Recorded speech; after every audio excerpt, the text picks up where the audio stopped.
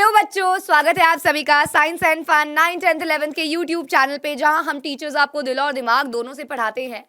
And finally 9th वालों का wait is over because I am here to teach you climate का one shot.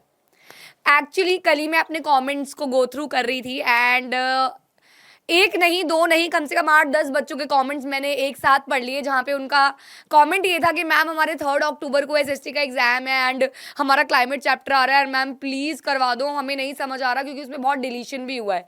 तो yes बच्चों, आज मैं आ गई हूँ आपके लिए वो चैप्टर लेके। तो आपके लिए ही स्पेशल मैं लेके आई हूँ क्योंकि मैंने कोई और चैप्टर प्लान किया हुआ था, लेकिन मैंने फटाफट से वो कमेंट्स पढ़ते ही पीपीटी तैयार करी और मैं आ गई आप लोगों के सामने। तो क्लाइमेट चैप्टर आज हम करेंगे। बहुत ही छोटा सा चैप्टर रह गया है यार, अब ये मैं बहुत जल्दी खत्म करवा दूंगी, ज़्यादा टाइम नहीं लूंगी क्योंकि यार देखो, इस बार की ज्योग्राफी आपने इंडिया साइज एंड लोकेशन करा, आपने फिजिकल फीचर्स करा, आपने ड्रेनेज करा, तीनों के वन शॉट्स इसी चैनल पे मेरे द्वारा अवेलेबल हैं।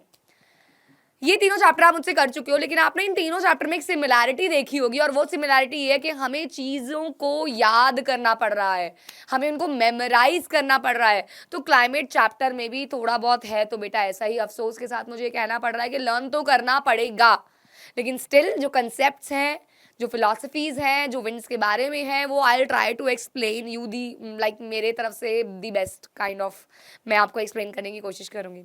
तो बस जल्दी से इस सेशन को लाइक कर दीजिए। एंड अगर आप पहली बार मेरी ये वीडियो देख रहे हैं तो मेरा नाम रीमा घई है और मैं science and fun 9th 10th 11th के यूट्यूब चैनल पे एसएसटी पढ़ाती हूँ। सब्सक्राइब कर दीजिएगा अगर आप पहली बार इस चैनल पे इस लेक्चर को देखने आए हैं। तो let's begin the class then. Climate chapter, अच्छा पहले चैप्टर की क्लास शुरू करने से पहले मैं क्लाइमेट चैप्टर का मतलब बता दूं, क्लाइमेट का मतलब बता दूं। तो क्लाइमेट आप लोग जानते हो, क्लाइमेट का मतलब होता है, क्या होता है क्लाइमेट का मतलब? मौसम। मौसम कह सकते होंगे आप, मौसम ही कहते हैं क्या? क्लास 9th वाले बच्चे मौसम ही कहते हैं क्या? सबसे बड़ी चीज जो इस चैप्टर में हम डिफरेंस के तौर पे पढ़ने वाले हैं वो है वेदर और क्लाइमेट के बीच का डिफरेंस। क्योंकि अक्सर हम वेदर और क्लाइमेट को सिमिलर मान लेते हैं, हमें लगता है कि वेदर और क्लाइमेट दो सेम बातें हैं, लेकिन नहीं बच्चों, ये दो सेम बातें नहीं है। क्योंकि वेदर देखो यार, आज मौसम बहुत सुहाना है, चलो लॉन्ग ड्राइव पे चलते हैं। आज मौसम बहुत सुहाना है, आज मौसम बड़ा बेईमान है, बड़ा गाना है ना ये, मौसम बड़ा बेईमान है। तो मौसम क्या होता है? एक ऐसा टेम्परेचर जो एक पर्टिकुलर टाइम पे होता है। आज मौसम बड़ा बेईमान है ना भाई? आज मौसम 10 दिन बाद आपने कहीं घूमने जाना है तो आप वहां का क्या चेक करोगे? वेदर, कि भैया इतनी डेट को वहां पे क्या वेदर होगा, कैसा वेदर होगा, बारिशें हो रही होंगी, गर्मी होगी। Recently we plan a trip to Udaipur and we check the dates, अरे यार इन डेट्स में कैसा वेदर वहां पे रहने वाला है। ठीक है यार, दिल्ली से तो कम ही है, ये सोच के हम निकल पड़े थे टेम्परेचर देख के। तो ये होता है वेदर, जहां हम एक पर्टिकुलर टाइम पीरियड के हिसाब से जज करते हैं पर्टिकुलर टाइम पे कैसा वेदर होने वाला है। बेटा जैसे रिश्तेदार, जैसे लोग, दोस्त रंग बदलते हैं, वैसे ही वेदर भी बदलता है। कभी कभी ऐसा होता है ना कि आप क्लास लेने के लिए अंदर बैठे हैं, आपने गेट वेट बंद कर दिया and you are just sitting here to listen to my lecture. Climate chapter आज हम पढ़ेंगे मैम के साथ। तो बस आप जब कमरे से बाहर जाते हैं और घर से बाहर निकलते हैं, आप देखते हैं ये क्या, जब मैं पढ़ने बैठा था तो बहुत तेज धूप हो रही थी, अब बारिश हो रही है। ऐसा होता है ना, एकदम से आंधी चलने लग जाती है, एकदम से बारिश हो जाती है। तो वेदर वेदर बदलता है, चेंज होता रहता है। कभी धूप, बरसात, तेज हवाएं, गर्म हवाएं, सब तरीके से ये बदलता चला जाता है। देखिए, one rule to do this chapter is take a pencil and your NCERTs with you, then only मजा आने वाला है। ठीक है ना बच्चों? चलो, लेकिन क्लाइमेट क्या होता है मैम? फिर क्लाइमेट भी तो यही होता है? नहीं, क्लाइमेट होता है जब हम एक पर्टिकुलर प्लेस के वेदर कंडीशंस को सम टोटल करते हैं। जब हम एक पर्टिकुलर प्लेस के वेदर कंडीशंस को सम टोटल करते हैं, ये आइडेंटिफाई करते हैं कि एक पर्टिकुलर प्लेस में मैक्सिमम टाइम क्या चल रहा है। मैक्सिमम टाइम बारिशें हो रही हैं, मैक्सिमम टाइम धूप निकली हुई है, मैक्सिमम टाइम क्या हो रहा है, वो वहां का क्लाइमेट हो जाता है। चलिए बच्चों, आप मुझे जल्दी से कमेंट में करेंगे, अभी कमेंट जल्दी करना है।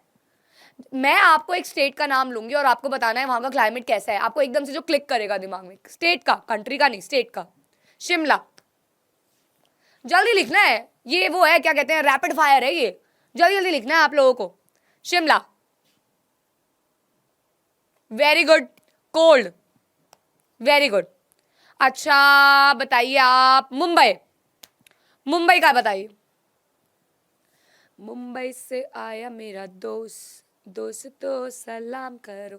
वहां मैक्सिमम बारिश होती है, मॉनसून रहता है ना। साउथ साइड में चले जाओ, आपको गर्मी मिल जाएगी।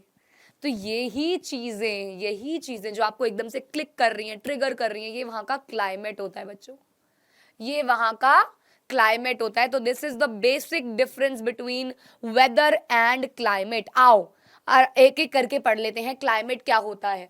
तो climate refers to the sum total of weather conditions and variations over a large area for a long period more than 30 years. 30 सालों का एवरेज निकाला जाता है एक पर्टिकुलर प्लेस का, 30 सालों का। तो उसमें जो मैक्सिमम होगा वो वहां का क्लाइमेट डिटरमाइन हो जाएगा। वेदर क्या होता है? वेदर रेफर करता है एटमॉस्फेयर को over an area at a point of time. देखा, मैंने कहा था ना, ये एक पॉइंट ऑफ टाइम दिखाता है। At any point of time the elements of weather and climate are the same. That is, क्या क्या उनको अफेक्ट कर रहा है बच्चों? टेम्परेचर कर रहा है, एटमॉस्फेरिक प्रेशर कर रहा है, विंड, ह्यूमिडिटी, प्रेसिपिटेशन यानी कि amount of rainfall. On the basis of the monthly atmospheric conditions, year को हमने डिवाइड कर दिया सीजन्स में बच्चों। सीजन्स में आ गया winter, summer and rainy season. Major seasons के बारे में बात की जा रही है, ठीक है बच्चों। तो weather, what you get, conditions of the atmospheric over a short period of time because it changes. लेकिन यहाँ पे how the atmosphere behaves over a long period of time can change within minutes or hours. Average regional weather pattern over decades. Decades मतलब 30 सालों से। Decade मतलब 1 decade is 10 years, तो decades मतलब 30 years की बात की जा रही है। ठीक है बच्चों, देखिए ये पीपीटी आपको मिल जाएगी साइंस एंड फन की ऐप पे, तो कृपया स्क्रीनशॉट्स के लिए वेट ना करें। Still you want to take, क्योंकि मुझे आधे बच्चे बोल रहे थे मैम आप हटते नहीं हो। ये लो भाई, इनके डिफरेंस के बीच में स्क्रीनशॉट ले लो, ठीक है। लेकिन ये पीपीटी आपको मिल जाएगी, इसीलिए मैं हटती नहीं हूँ, मेरी आदत है ऐसी है। ये तो डेफिनेशंस है, if you want to take this one also, weather and this is climate. अभी मैं स्क्रीनशॉट नहीं दे रही हूँ, बाद में मैं फिर भूल जाऊंगी खुद ही। अब क्या होते हैं बच्चों, कुछ क्लाइमेटिक कंट्रोल फैक्टर्स होते हैं। मैं 2 बार इन चीजों को लेके आई हूँ थोड़ा एक्सपैंडेड वे में, ताकि आपको अच्छे से समझ आ जाए। अपनी तरफ से I will try to put it in your mind. Climatic controls का मतलब होता है क्लाइमेट को कंट्रोल करने वाले फैक्टर। जैसे आपको कंट्रोल करने वाली आपकी मम्मा है ना, वो आपको मम्मा या पापा, कोई ना कोई तो ऐसा है जो कंट्रोल करता है कि नहीं बेटा ये मत खाओ, नहीं बेटा शुगर ज़्यादा हो रही है, नहीं बेटा अब नहीं खेलना है, नहीं बेटा अब पढ़ना है, अब फ़ोन बहुत हो रहा है। वो कंट्रोल करने की कोशिश करते हैं फॉर योर बेटरमेंट ऑब्वियसली, लेकिन वो आप में चेंजेस लाने की कोशिश करते हैं। तो क्लाइमेट में भी चेंजेस लाने के कुछ फैक्टर्स होते हैं, और वो फैक्टर्स हैं बच्चों लैटिट्यूड। लैटिट्यूड देखिए, ये होता है लैटिट्यूड। मैं इसीलिए मैक्सिमम पिक्चर्स लाई हूं क्योंकि समझ आ जाए। ये होता है बच्चों लैटिट्यूड, लेटी हुई लाइन। लैटिट्यूड, लेटी हुई लाइन। एलिवेशन का मतलब होता है बच्चों height, altitude, altitude.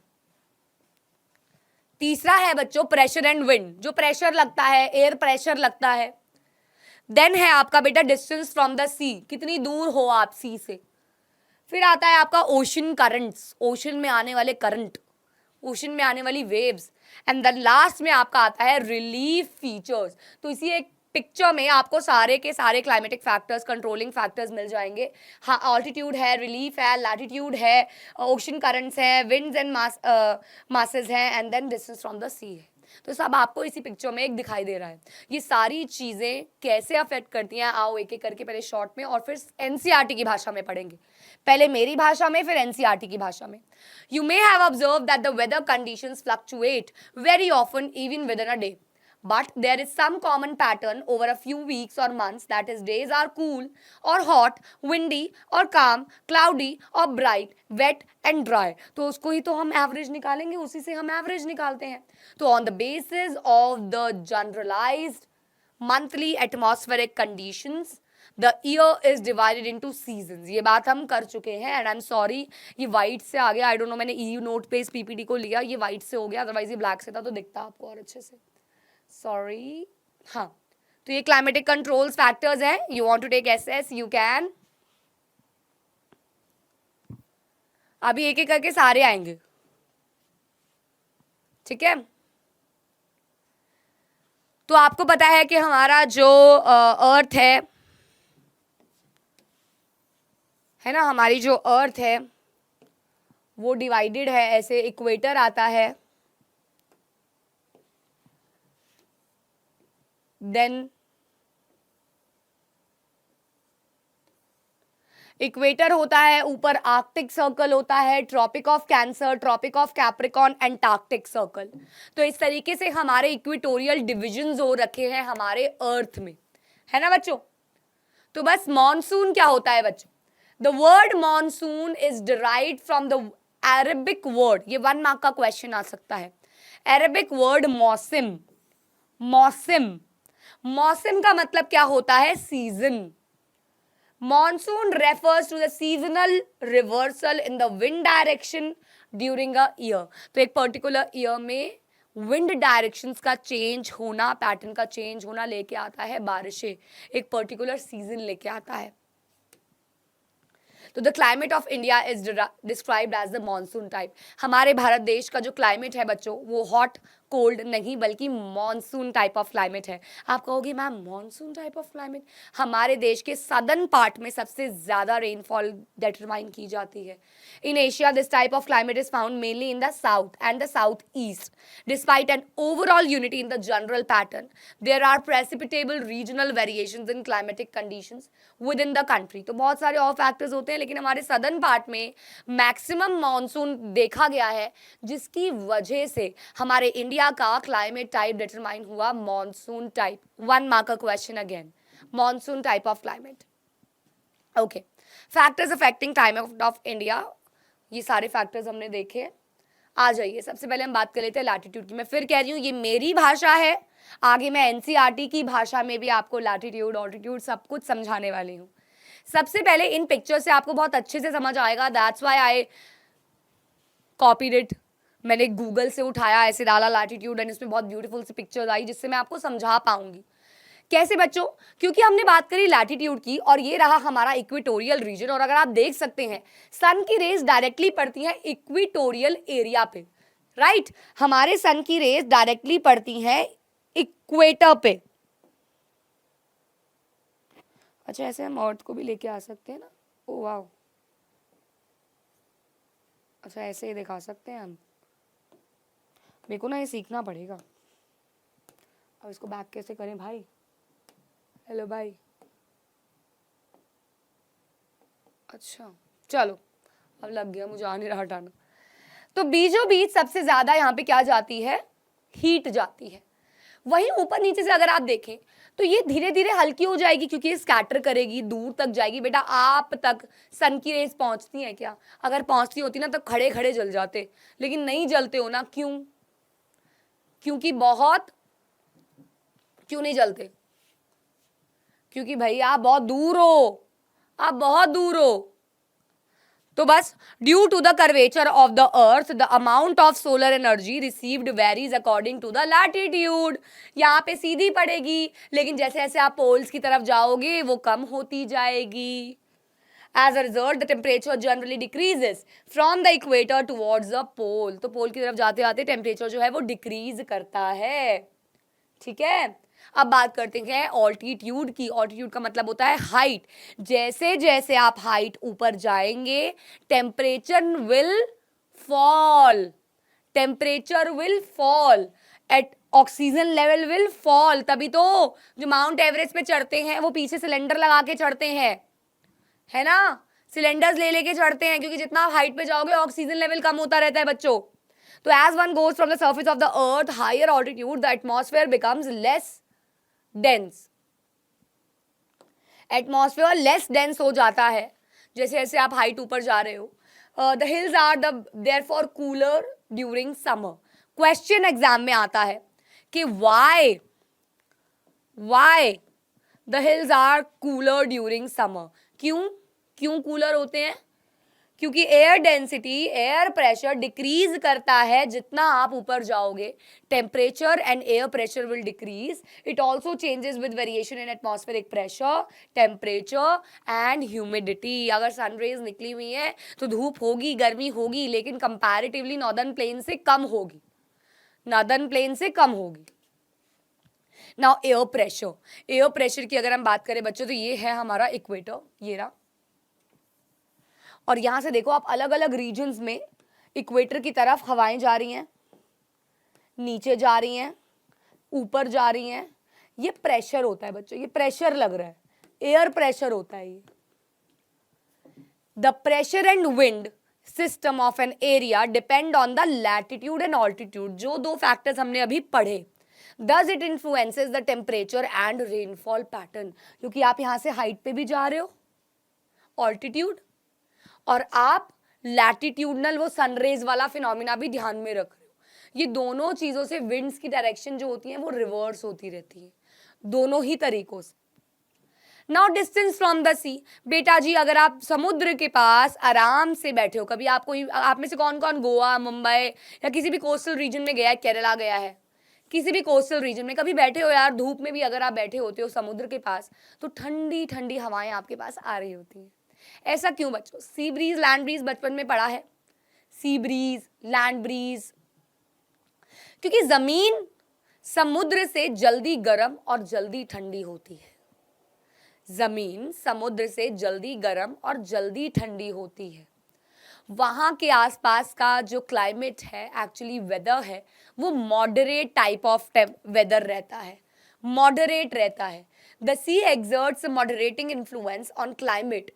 As the distance from the sea increases, its moderating influence decreases and the people experience extreme weather condition.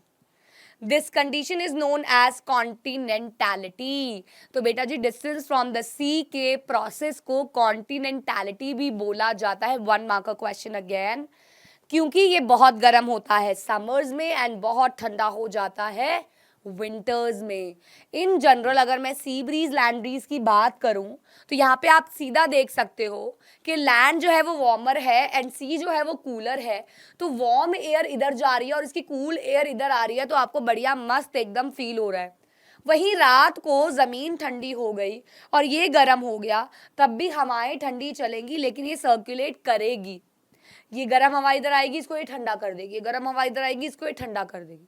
तो एक दूसरे की हेल्प कर रहा है गर्म हवाओं को ठंडा करने में. तो इसीलिए वहां के आसपास के सारे एरियाज जो हैं वो कैसे रहते हैं बच्चों? ठंडे रहते हैं, मस्त एकदम cool. Why do coastal regions experience moderate climate? Question आ जाता है एग्जाम में. तो बेटा जी कोस्टल एरिया का मॉडरेट टेम्परेचर इसलिए होता है क्योंकि ये सारा आपको यहाँ पे लैंड ब्रीज, सी ब्रीज समझाया हुआ है. लैंड एब्जॉर्ब कर लेती है हीट बहुत जल्दी सी से comparatively. So during the day, cool air from the sea returns towards the land, and during the night, cool air from the land rush towards the sea. As such, sand gets heated or cooled more rapidly as compared to water. Under the similar conditions, thus a large difference in temperature is developed between the land and the sea, due to which land and sea breeze are formed. These breezes make the climate near the seashore moderate. क्योंकि एक दूसरे की help कर रहा है. गर्म हवा को कभी जमीन ठंडा कर रही है तो कभी समुद्र ठंडा कर रहा है. तो वहाँ का जो टेम्परेचर है वो मॉडरेट टाइप ऑफ रहता है. हम लोग गोवा गए थे नवंबर एंड दिसंबर में। तो वहाँ पे दोपहर में इतनी गर्मी होती थी यार, साउथ गोवा में तो बहुत गर्मी होती थी। और जब हम बीचेस के पास होते थे तो कोई ऐसी फील नहीं होता था। रात को भी लाइक चिल्ली चिल्ली सी हवा चलती थी, ठंडी ठंडी सी हवा चलती थी। रिलीफ फीचर्स भी एक बहुत अच्छा रोल प्ले करते हैं क्लाइमेट को डिटरमाइन करने में। बड़े बड़े माउंटेन्स एज अ बाउंसर होते हैं ना। आज मैंने यार साइंस एंड फन, गलती से मेरे को लगा मैंने साइंस एंड फन ही पहनी हुई है, ब्लैक टी शर्ट पहनी हुई थी आज, मेरे को लगा मैंने वही पहनी हुई है और मैं यही पहन के पढ़ाना शुरू हो गई। लेकिन ऐसे बाउंसर्स होते हैं ना, ऐसे काली काली टी शर्ट में ऐसे खड़े होते हैं, प्रोटेक्ट करते हैं हीरोइनियों को, हीरोज को। तो यहाँ पे mountains are acting as a bouncers कि कोई हमारे देश में नहीं घुसेगा। विंड्स के लिए they protect the northern area, the central Asia from the unwanted winds. ठीक है बच्चों, ओशन करंट्स की बात कर लेते हैं। आप देख रहे हैं करंट्स, ये देखिए, ये सरफेस देखिए यार, ओशन के अंडर भी बहुत सारी चीज़ें होती हैं, वेरिएशंस होती हैं, क्योंकि उसके नीचे भी कहीं ना कहीं तो बेड लेयर है, रॉक है, ज़मीन है।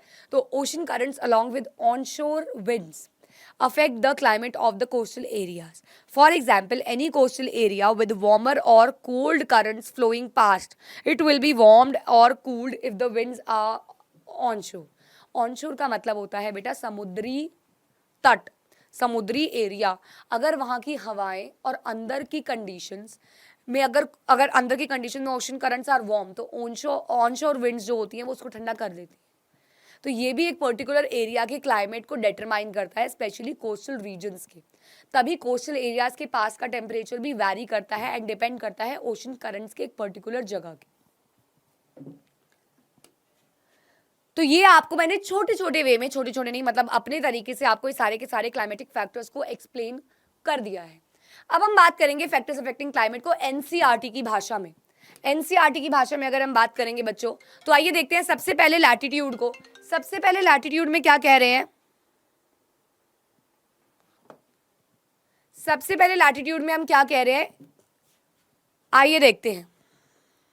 तो लैटिट्यूड क्या कहता है, the Tropic of Cancer passes through the middle of the country. As I said के बीचों बीच से निकलता है इक्वेटर। यहाँ पे आप देख सकते हो clearly, hot air then warm and then cold. जितना डिस्टेंस बढ़ता जा रहा है उतना उसका इम्पैक्ट, गर्माहट का इम्पैक्ट कम होता जा रहा है। तो यही आपकी एनसीईआरटी कहती है। The Tropic of Cancer passes through the middle of the country from the Rann of Kutch in the west to Mizoram in the east. तो यहाँ पे आपको डायरेक्शन बता रखी है।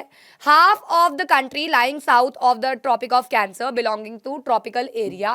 तो ये जो एरिया है बच्चों, ये कहलाता है ट्रॉपिकल एरिया, और ये ऊपर वाला जो एरिया है वो कहलाता है सब ट्रॉपिकल एरिया।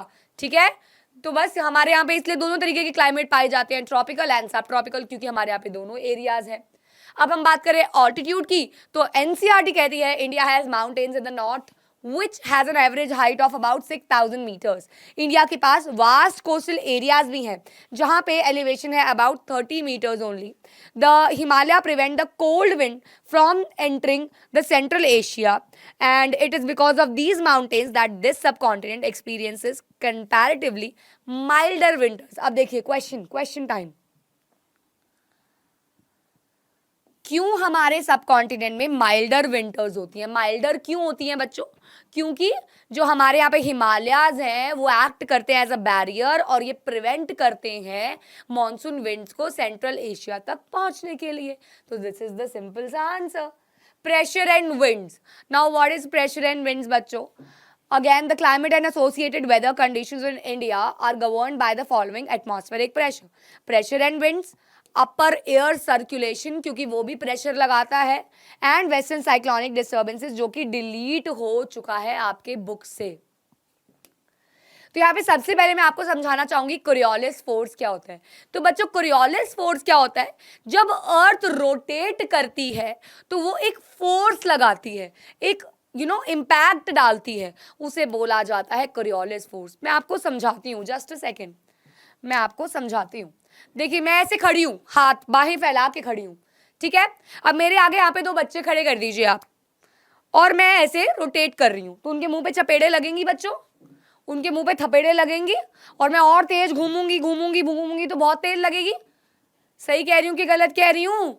लगेगी ना तो रोटेट करूंगी, रोटेट करूंगी तो प्रेशर लगाऊंगी ना, तो यही अर्थ करती है। ये ऊपर से नदन की तरफ विंड्स को भेजती है और जब घूमती है तो सदन की तरफ। आप कहोगे मैम क्योंकि मैं तो अभी ऐसे घूम रही हूँ, ठीक है, मैं हाथ लंबा नहीं कर सकती, हाथ टकरा जाएगा, मैं तो अभी ऐसे घूम रही हूँ, लेकिन अर्थ कैसे रोटेट करती है? संजय लीला भंसाली की मूवीज में जो गरबा होता है वैसे ऊपर से गए एंड नीचे आए, है ना, नीचे आए ना, नीचे आए, ऊपर से गए नीचे आए, तो अर्थ भी ऊपर से जाके ऐसे नीचे की तरफ आता है। तो जब वो ऊपर जा रहा है तो नॉर्थ की तरफ विंड्स को भेज रहा है और नीचे आया तो साउथ की तरफ विंड्स को भेज रहा है। इस पूरे प्रोसेस को कहते हैं कोरियोलिस फोर्स।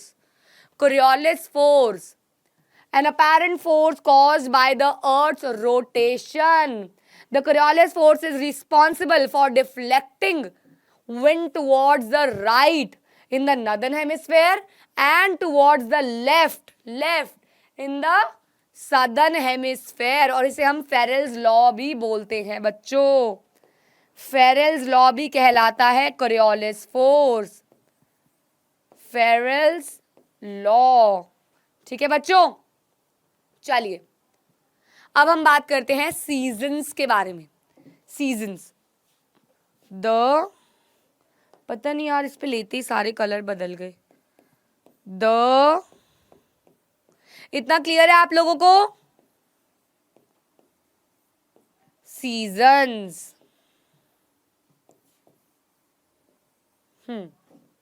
द सीजन्स,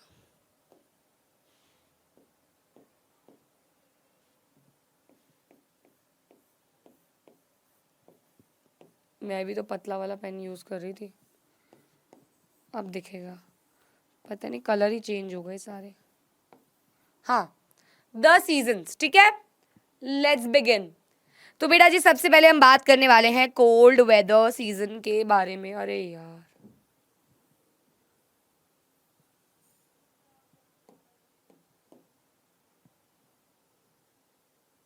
ये हटी गया यहाँ से।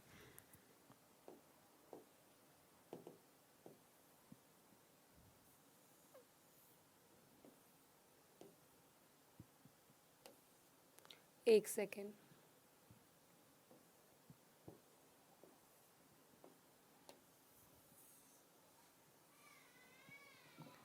यार टेक्स्ट हट गया यार मेरा, पता नहीं कैसे।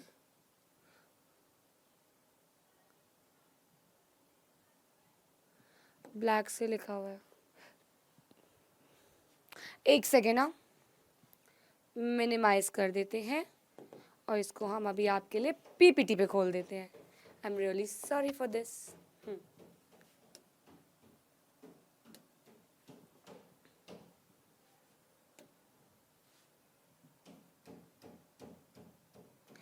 ये रहा आपका कोल्ड वेदर सीजन।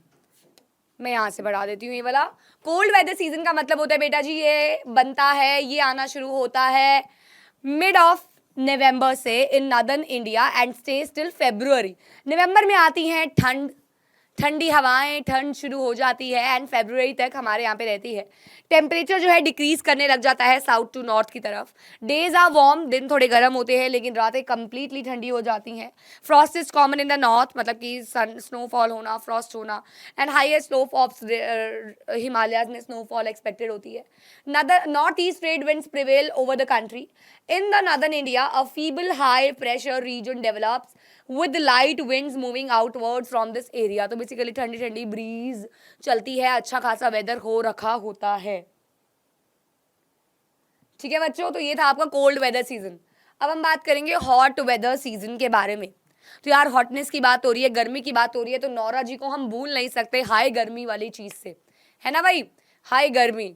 तो बेसिकली ये इंटरेस्ट जगाने के लिए कुछ लड़कों का जिनको पढ़ाई में मन नहीं लगता है, तो तुम्हारे लिए देखो मैं नौरा फतेही को लेके आई हूँ हाई गर्मी का स्टेप करते हुए। तो सिंपल सी बात है, समर का सीजन है, हम सबके मुंह पे यही बात निकलती है हाई गर्मी, एंड हम एग्जॉस्ट हो जाते हैं गर्मी में। तो बेसिकली ये बिगिन करता है बच्चों मार्च में,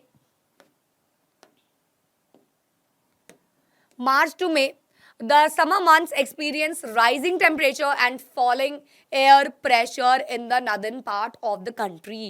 northern part में temperature increase हो रहा है और air pressure कम हो रहा है, striking feature is the hot weather season में लू क्या होती है, ये बहुत तेज बहती हुई गरम गरम हवाएं होती हैं। यू वोंट बिलीव, जो समर में स्कूटी में चलाती हूँ तो ऐसा लगता है मुंह पे आग की लपटें पड़ रही हैं, मुंह पे चपेड़े पड़ रही हैं आग की। तो ये कहलाती है लू। ये हमें बीमार भी कर देती है क्योंकि गर्म हवा है, हमारी बॉडी टेम्परेचर से अलग है, बहुत गर्म है, तो हमें इससे आपको पता है जॉइंट्स में भी दर्द होता है इन हवाओं से।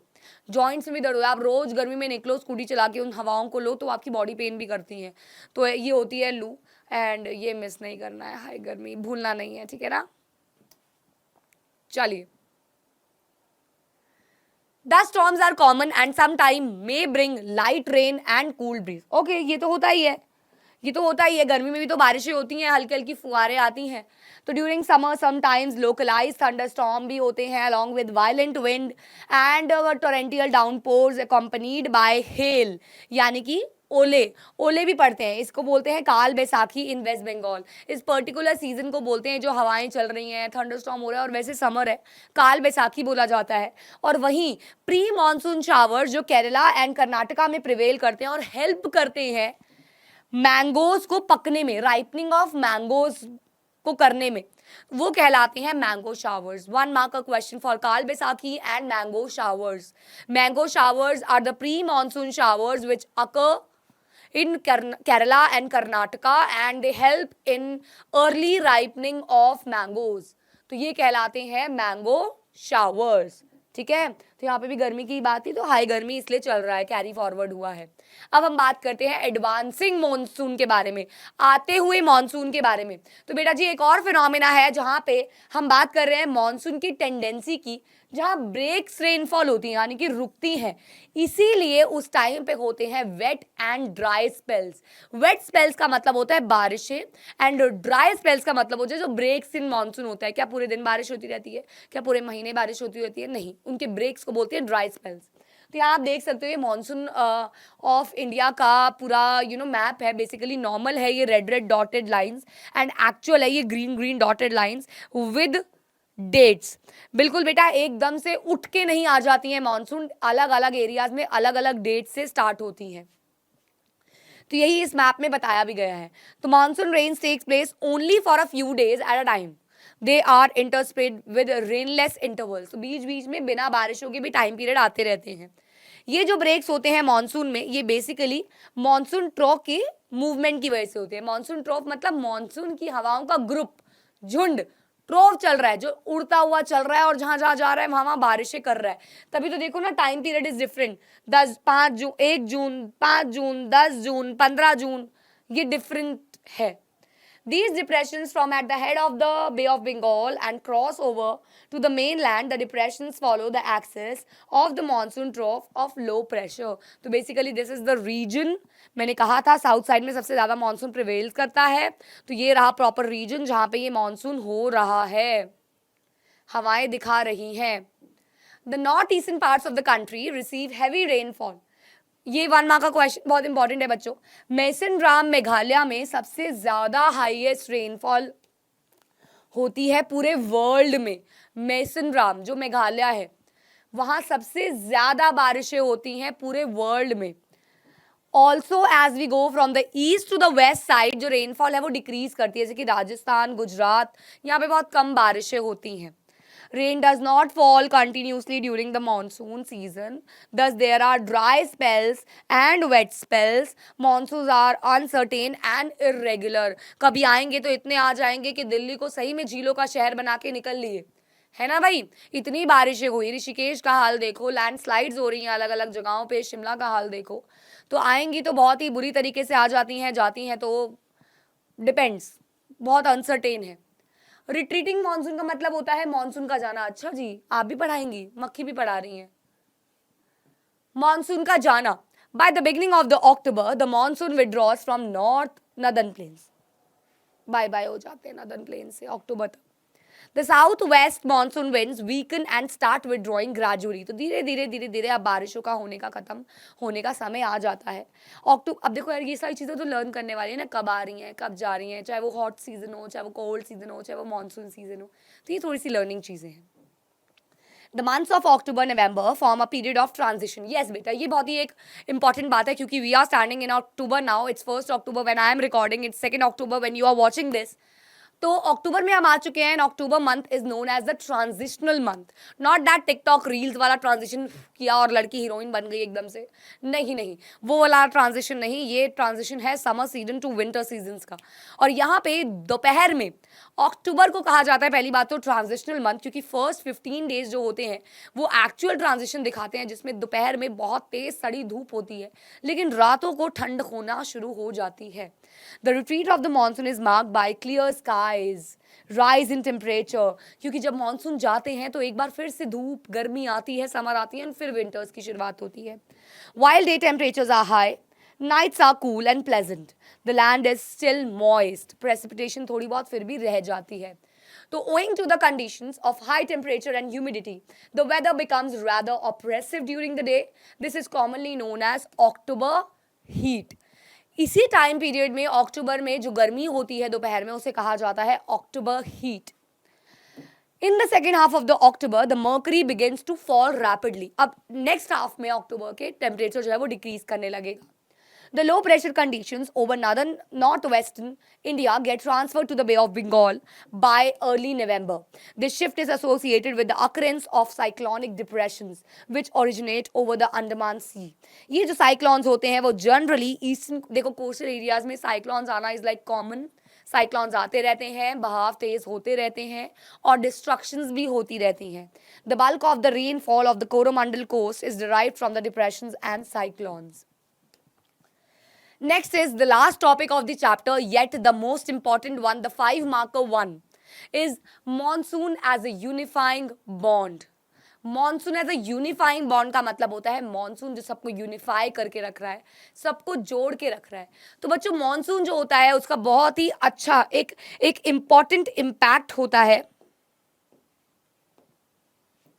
On the Indian landscape including it's flora and fauna. जो मॉनसून है वो गवर्न करता है एग्रीकल्चर कैलेंडर को इन इंडिया. देखो मैं यहाँ पे एक बहुत ही बेहतरीन सा आंसर भी लेके आई हूँ कि there is a great diversity in climatic conditions in India due to different localities and land relief patterns.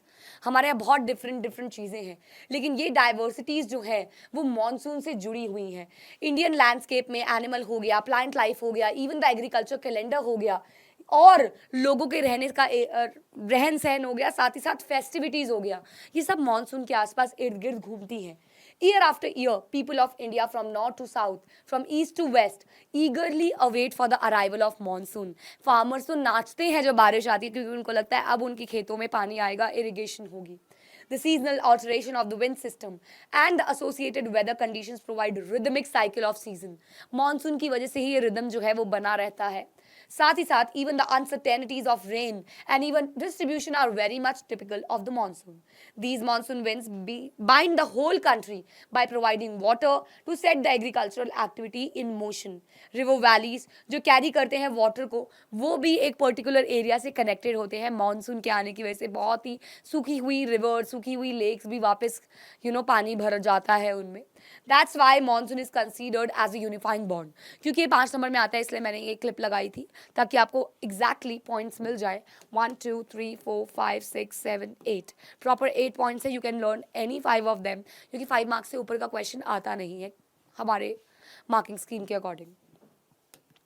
So this was monsoon as a unifying bond and the last topic of the chapter. Now we will discuss the NCERT questions. NCERT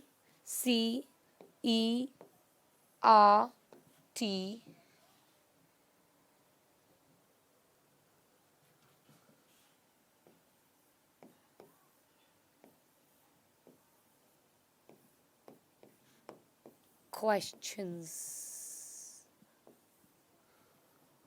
NCERT questions we will do now. First question is, choose the correct answer. Please open your NCERTs बच्चों.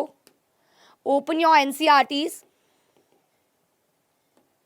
Also मेरे बच्चों, अभी अभी देखिए, अभी आप लोग अगर एसएसटी में बहुत बोर फील करते हैं, आपको नहीं समझ आता है, तो I am the solution, I can definitely say that you can join my paid batch on science and fun app, जहाँ पे हम सारे teachers math, science, English, SST पढ़ाते हैं।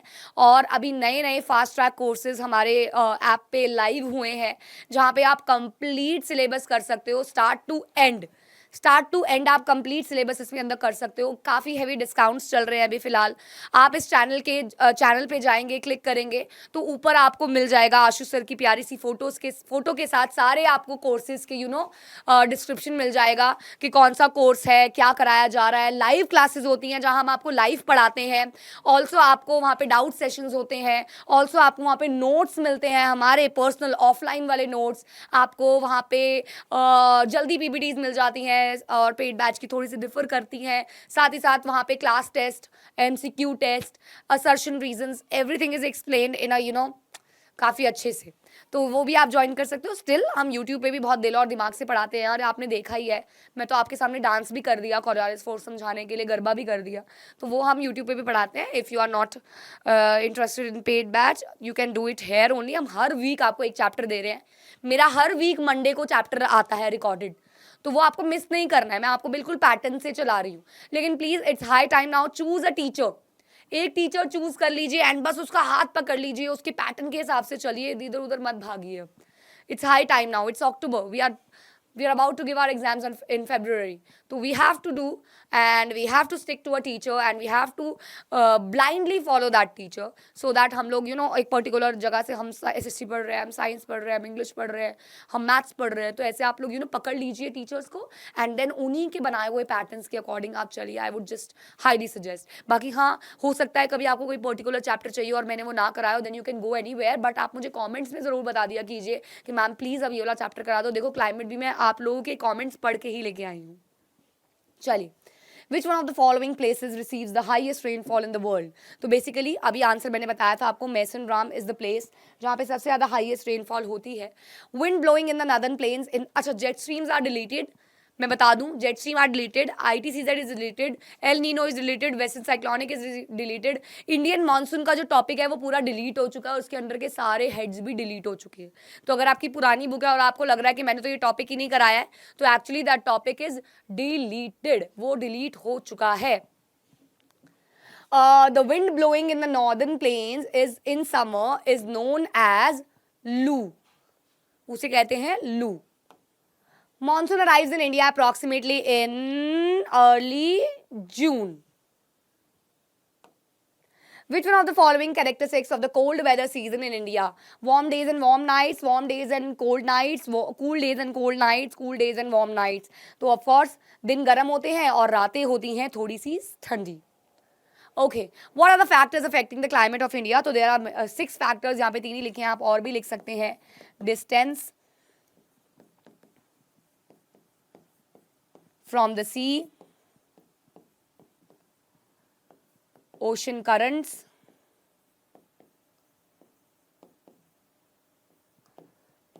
relief features.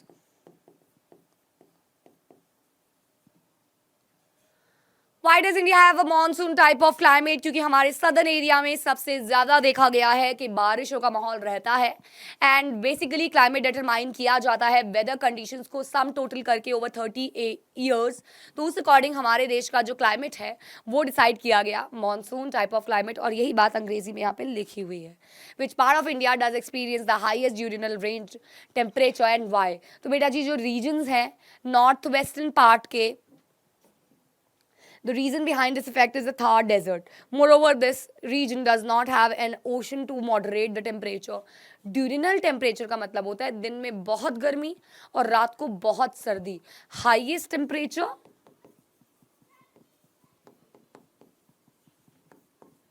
minus lowest temperature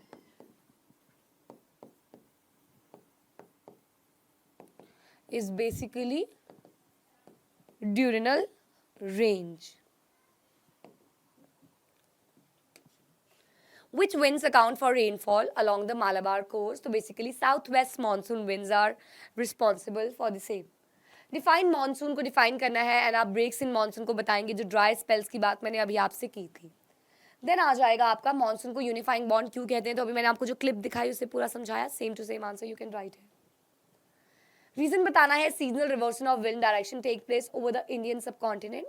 तो रीजन यहाँ बेटा, reason यहाँ पे एक ही बचा है क्योंकि L Nino is deleted now, और ये क्वेश्चन ही नहीं आएगा बेसिकली, लेकिन यहाँ पे यही बताया गया है कि प्रेशर की वजह से ये जो विंड्स हैं वो मूव करती हैं। तमिलनाडु कोस्ट में विंटर रेनफॉल होती है क्योंकि नॉर्थ ईस्ट मानसून विंड्स यहाँ प्रिवेल करती हैं। The delta region of the western eastern coast is frequently struck by cyclones, क्योंकि बे ऑफ बंगाल की वजह से यहाँ पे प्रेशर बहुत ज़्यादा होता है जिसकी वजह से बार बार साइक्लोन्स प्रिवेल करते हैं। Parts of Rajasthan, Gujarat and the leeward side of the Western Ghats are drought prone, क्योंकि यहाँ पे shadow of Aravalli hills and Aravalli hills जो है वो प्रोटेक्ट करते हैं मानसून विंड्स को आने में, और यहाँ पे बहुत स्कैंटी रेनफॉल होती है जिसकी वजह से सूखा पड़ता रहता है।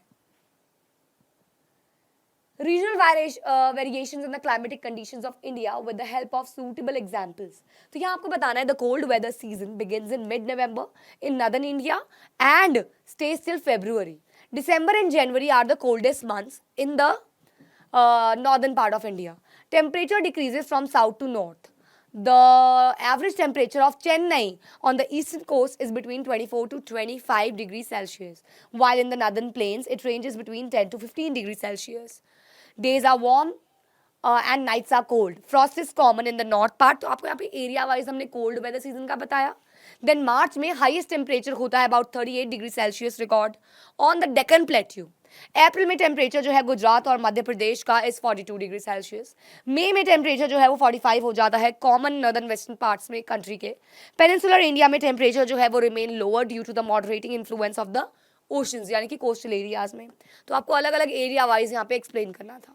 मैकेनिज्म ऑफ मॉनसून में आप क्या बताएंगे कि मॉनसून का आना जाना, लेकिन oh sorry this is deleted, this is deleted बेटा, ये इंडियन मॉनसून का क्वेश्चन है, ये deleted. I try to delete many of the questions but I still forgot this one I guess. Okay, all of this is deleted, it's deleted, I am really sorry. Okay. Give an account of weather conditions and characteristics of the cold season. तो you have to explain the cold weather season है। You can write छोटे छोटे points भी जो मैंने आपको cold weather season में explain किए थे same। कब आया, कितने दिन तक रहा, then कब चला गया, which are the coldest months, December and January, November में आ रहा है, February तक टिक रहा है, कौन सी winds हैं, then you have to explain everything. Okay? Monsoon को explain करना है, then आपको monsoon के बारे में बताना है, कहाँ पे कैसे कैसे मानसून चल रहा है, बस। So this was your NCERT questions. This was your climate chapter. If you want to give a test of climate, then मैं टेलीग्राम पे शार्प 5 अक्टूबर को शाम को 8 बजे एक टेस्ट भेजने वाली हूँ क्लाइमेट के 15 MCQs का। You can attempt that. What say? क्या कहते हैं आप लोग?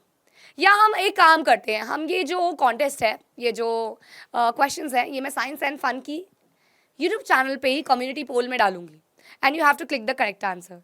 अराउंड 5 क्लाइमेट क्वेश्चंस नेक्स्ट आपको रोज एक मिलने वाले हैं, वो आप लोगों को वहाँ पे क्लिक करने होंगे and you have to identify कितना आपको आता है कितना नहीं आता है। What say, are you guys ready? If you are ready, सब बच्चे कमेंट्स में रेडी लिख दीजिए। अगर आपने अभी तक सेशन को लाइक नहीं किया है तो लाइक कर दीजिए यार, यही हमारी मोटिवेशन है। प्यारा सा कमेंट कर दीजिए कि आपको ये चैप्टर समझ में आया या नहीं आया। जो नहीं आया वो कमेंट्स में दे दीजिए, मैं आपको अपने personal YouTube channel the Ghai family से ज़रूर रिप्लाई बैक करूँगी। ऑल्सो बता दीजिएगा मुझे कि कौन सा चैप्टर आपको नेक्स्ट वन शॉट में चाहिए, नेक्स्ट वीक आपको वो भी मिल जाएगा। See you all in the next lecture, all the very best, keep studying, make your parents feel proud. Bye bye, see you all.